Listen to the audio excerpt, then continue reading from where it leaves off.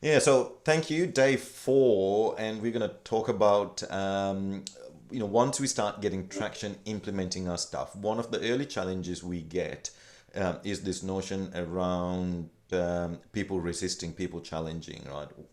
At work or in life, right? So we've got to bring people on board and kind of take them on this journey. So what we're going to talk about is the art of influencing. So it's not about just railroading and bulldozing through and it's my way or the highway and this is it, and you end up damaging relationships and upsetting people, or at work not as effective as it could be, and you end up in these situations, right? So what I'm going to share is it comes out of chapter 11 of the new book, which is how to be a trusted influencer. Is what we're going to be talking today.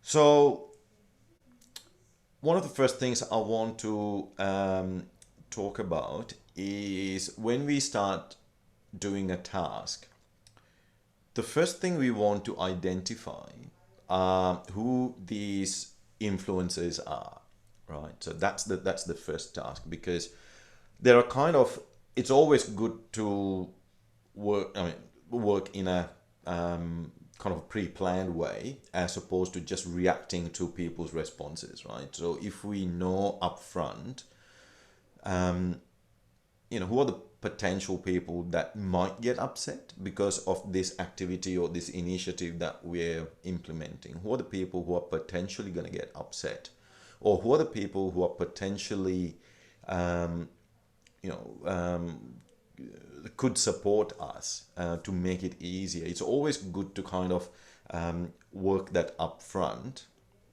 and then work through with them, almost as a courtesy and planned way, as opposed to a reactive and an afterthought.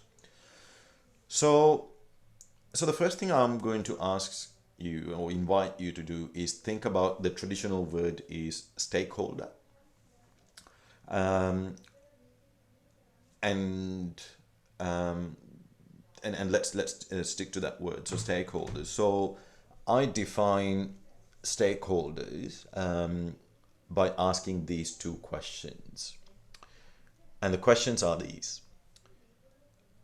The first question is, you got to ask, who are the people whose roles and tasks and lives will be changed in some shape or form because of what I'm doing or what I'm about to do. So, who are the people or groups or teams whose lives, jobs, and tasks will change because of the initiative, activity, or project I'm about to do, right? So, it could be that you want to do something in your personal life, right? Like reorganizing the garage and the shed and where the tools are going. One of the things that we were kind of playing around with as an example. So if that's the idea, if that's the project, then we want to explore who are the stakeholders whose lives and ways of working are going to get changed because we're going to be changing the layout of the garage and the tool shed. And it could be the people that are in your house. And you go like, yeah, brilliant. Nobody else um, is going to be impacted. So then you would list down those individuals as the people. If it is at work, you might say, I'm just going to pick and one might say, okay, I'm going to implement I'm going to remove the Bundy clock on, clock off, and I'm going to put a new fingerprint scanning thing so that all staff timings are going to be easier for payroll, right? And if that's the thing, then we're going to need to identify whose lives and work is going to get impacted. Potentially everyone, right? Because everyone's going to go from using Bundy clock to using the fingerprint. But rather than saying everyone, we might identify the different groups in terms of, it could be the supervisors, it could be the operators, it could be the casual staff. And we might even identify, if it's a unionized site, we might say, yeah, there might be the union leaders, right? It's almost like the different people who have different viewpoints. So we would list them down. Now that's in relation to the first question. So just for the people who just joined in the last 2 minutes, so we're talking about how to be a trusted influencer, because once we start implementing a project, which we covered yesterday, making traction and getting quick results, the first hurdle we're going to come up is people not wanting to be on board, or people resisting. So we're trying to work with that up front, not as an afterthought, to get people on board, because we know that's one of the ways to make it easier and get buy-in, right? So the first thing we need to do to be able to do that is we need to know who are the people that we are going to influence, who are the people that we are going to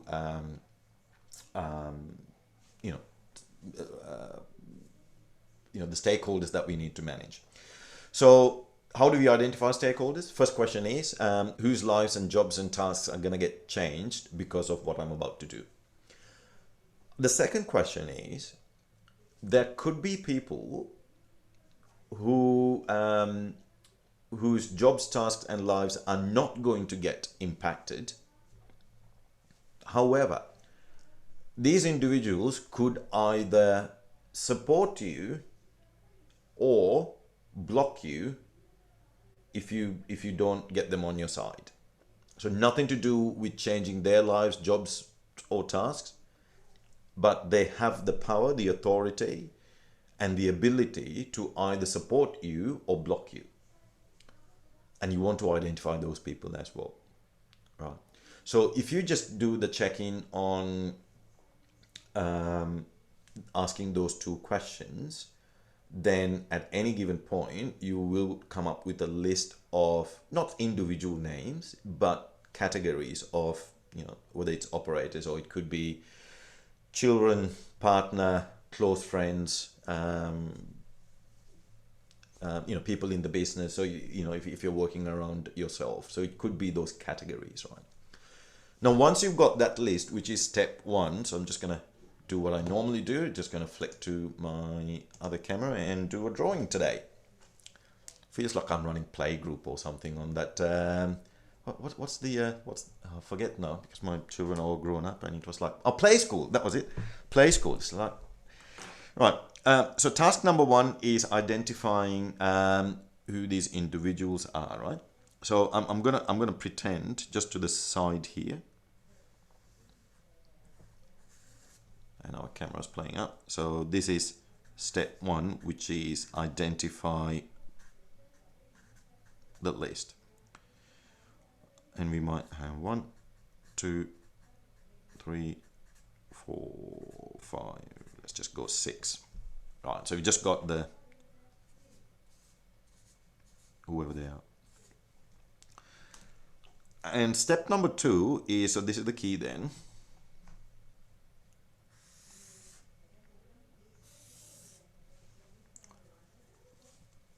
And I'll explain the axes. So this one over here is the ability to influence.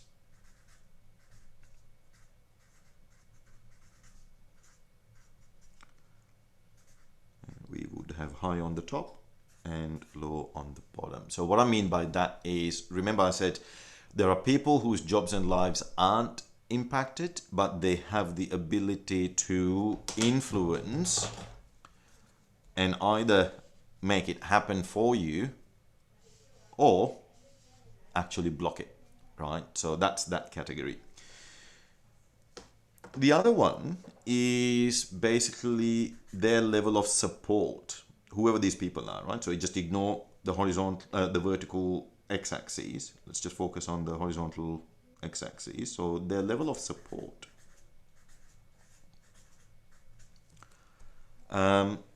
And it's high there and low on this side. So what we're trying to understand is whoever these people are, what's their support? Are they do they help us, or are they stuck in their ways and they're going, hell no, we're not working on we're not supporting you on that, right?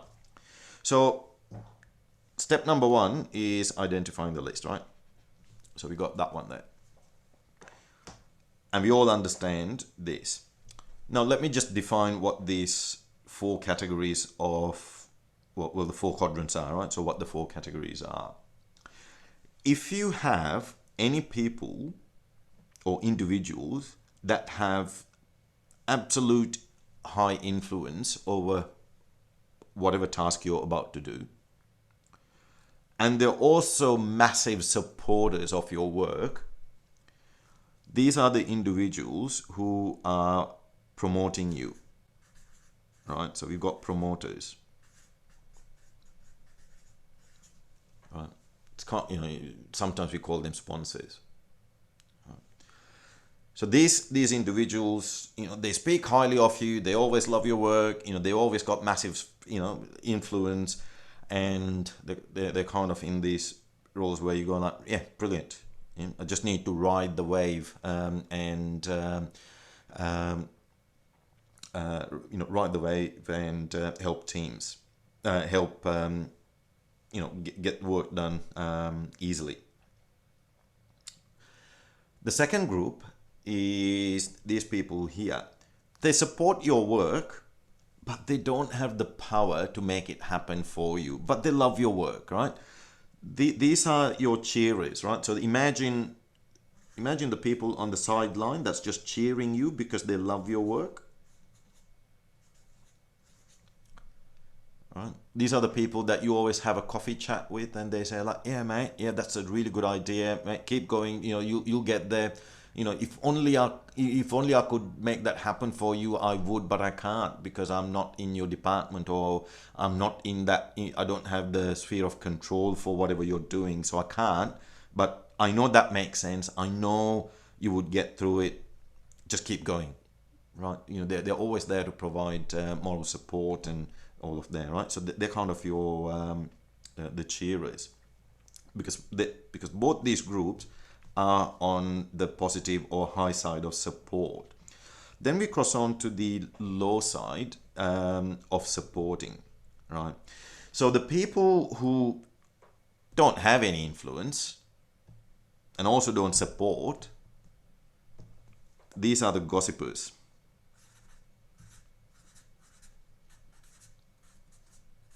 Right?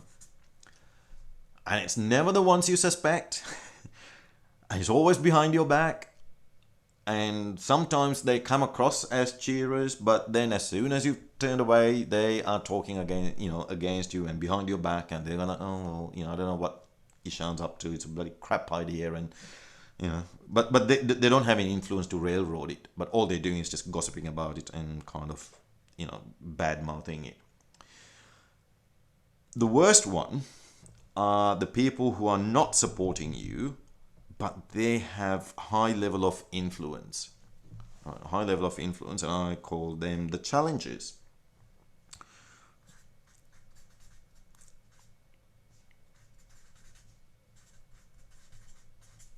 Right, so now we are set with the 4 times, right? So we've got the promoters, we've got our cheerers. Let me just do a red, because then we've got our gossipers, and then we've got our challenges, right?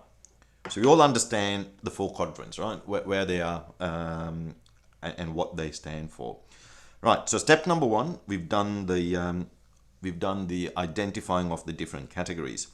Step number 2 is to look at where they are at today. So this is today, right now.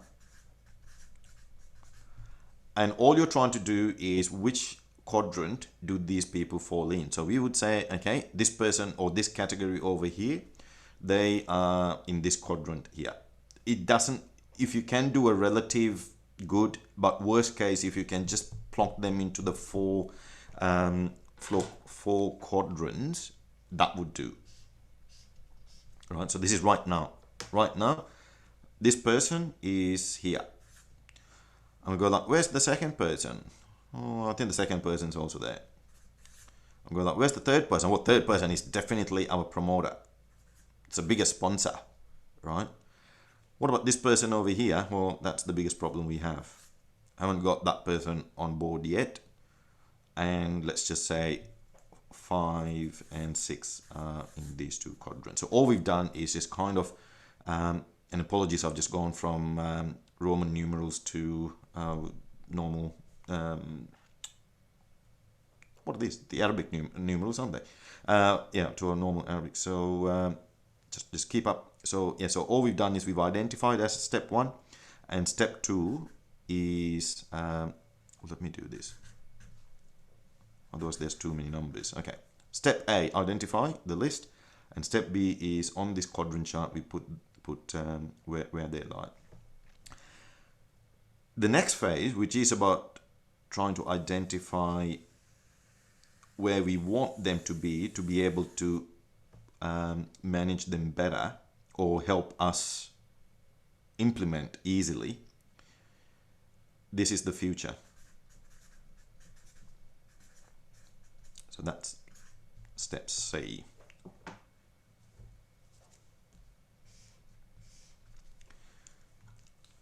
And if you're thinking that the name of the game is to shift, because as you can appreciate, we are trying to basically remove the negative energy and then push them onto this side, right? And ideally, if we can get everybody into this upper right quadrant, then oh my god, how fantastic would that be, right? You've got 6 people who are promoting you, and all of a sudden, you'd be just doing double, you'd be implementing double the activities and projects. But it's easier said than done. We all know that. So the name of the game is not to try and move everybody from all these 3 quadrants into here, in which case that would be a project on its own. The name of the game is actually, if we can try and diffuse. So we are not even trying to get this person to move all the way to this quadrant, but we know that if we can get this number 4 in a future state, let's just neutralize that person. So all we're doing is just going like from here, let's just shift it there. So as long as that person's not bad-mouthing me or the project, don't need that person to support me because I can leverage this person. As long as this person's not dragging the boat backwards, I'm good. Just stay neutral. And if we could, at minimum, we could explore, because these people don't have much leverage anyway, right? Because they're low influences. We would then look at, can we just neutralize them? Worst case, we might just let them be, because you know what? Everybody understands that, we can't please everybody. And because they're low influences, we'll just let them be. But preferably, if we could, we might just shift them to, this position. Or we might just get them all the way across. But this is kind of like the thing, right? Then you know what needs to happen, right? So we're trying to change the the perception and their views of these individuals to go from there to there, or more rather there, right? So this is the future stage, which is the outer ring. And these 2 individuals also to move from there to there. So identify the list. Where are they currently at?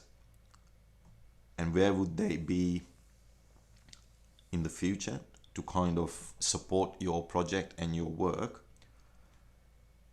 And then how do you do that?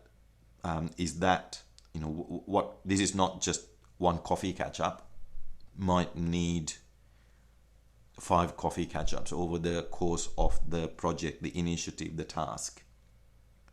Might need to find a way of getting this person involved in the project. That's one of the influencing 101, right? You get them involved. If you can't fight them, you join them, or you get them to join you. What is it? Does that person need their ego stroked? What do we need to do to kind of deneutralize their position and feel that if it's not a win-win, can we at least go for a win neutral? So at least neutral for that position. Why is that person not liking the idea or the project? And same here. What do we need to do to kind of help these people, if at all, right? So then you know what needs to happen, and you're trying to leverage this. Is this person the best friend of this person? Then your job is not to catch up directly, but get this person to catch up with this person, and you're trying to leverage and saying, hey, can you just talk to your mate over here and just tell what we're doing and all the good work? And all of a sudden your cheerer becomes a promoter because that person can influence this. So that becomes the art of leveraging and being a trusted influencer, because all of a sudden you're trying to figure out who are the promoters and cheerers that you can leverage and not do everything yourself. And you focus on just neutralizing the negative energy and people who are dragging you backwards with your initiative. And if you neutralize it, then you will find that you can move at ease and faster. So that's kind of in a nutshell today's session. I just want to come back and check in with you in terms of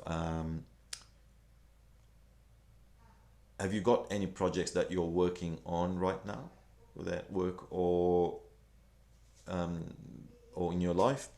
And if that's the case, can you see yourself applying this technique?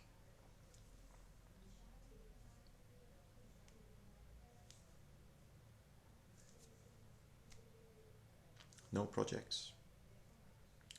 Yeah, good. Good,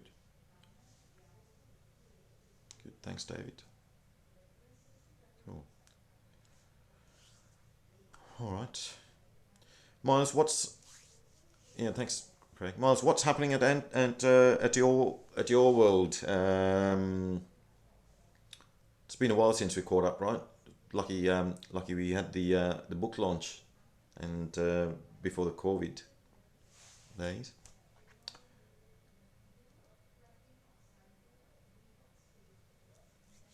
No, Miles might be on a phone call or away from the desk. All right, brilliant.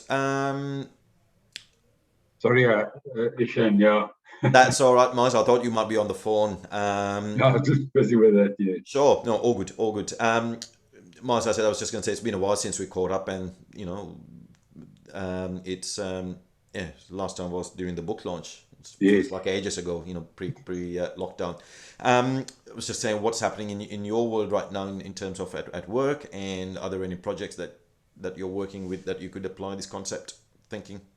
I was just looking at your whole quadrant there. I had the same influence to get through, or the same challenge is to try and convince those people that the vision I have to change that whole factory. And we've got there. We've almost we have 95%, so it's looking a lot better. But it was a challenge. You're right. There's the gossipers and Right. there's a lot of negativity. Absolutely. And the thing is, it's easy to I mean, it's energy draining, isn't it? It's almost like these energy vampires. They just suck your energy out. So if you try to work with all the people who are on that negative side, then you feel that you know 3 coffees is not gonna be enough for you to kind of drive that. So if you can kind of leverage some of your supporters or promoters or some of those cheerers, then you kind of spreading the workload. That's what I did. I used a couple of the positive guys Yep. and did changes in some parts of the factory, and then the others saw the vision and said, "Oh, is that what you're trying to achieve?" Yeah. Then it started rolling. Yeah, then it did Yeah. well. Yeah. But there's still the negative people. It is right, and then you can't, as long as you got enough to kind of push through, and it's Yeah, the other concept of, well, in some shape or form, the others will either come on board or get off. To yeah. use the to use the Jim Collins bus analogy or the bus metaphor. Good. Yes. Thank you, Mars. Okay.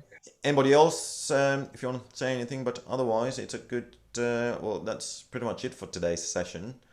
Um, just kind of a short one, but an absolute key and essential to kind of make your workload easier instead of you having to just kind of push this barrel uphill all on your own. It's how do you get support to make it easier. Now, tomorrow, I'm going to work through this activity of maintaining momentum and kind of making habits a sustainable one, because it's easy to kind of implement the actions and kind of on the flip side of finishing off a project or a task, we know that we need to keep the finger on the pulse and make sure that we embed the new habits that you want to maintain as a way of sustaining the new practice or the new thing that you want to do in your life. So maintaining, I was just going to grab my thing. So I think I shared this the other day. So this is something that I do take my own medicine. So I'm going to try and so I'll send a template sometime later today, and I want to kind of make tomorrow not a kind of like a masterclass or kind of like a workshop, I guess, where let's see whether we can together create our own template of two or three things that would help us stay on top of, and in return get a bit more traction and also get a bit more energy, because we love seeing, I mean, who doesn't love seeing when you can see a lot of green? That's great, because you know that you're staying true to the commitments you made to yourself. But also it's okay to see some of those red dots, because you know that you need to focus a little bit on that. So I'll share a few tips on how to self-correct those red dots, and how do we get started with just getting a few only to begin with, and then once you establish the practice, you can always add more, right? So that's all. We'll see you tomorrow, and we'll finish with a bang on how do we maintain the momentum and the success we've created. So thank you for being part of the series. I'll see you back tomorrow at 12 o'clock. Bye for now. Thanks, Ishan. Cheers. Bye. Bye.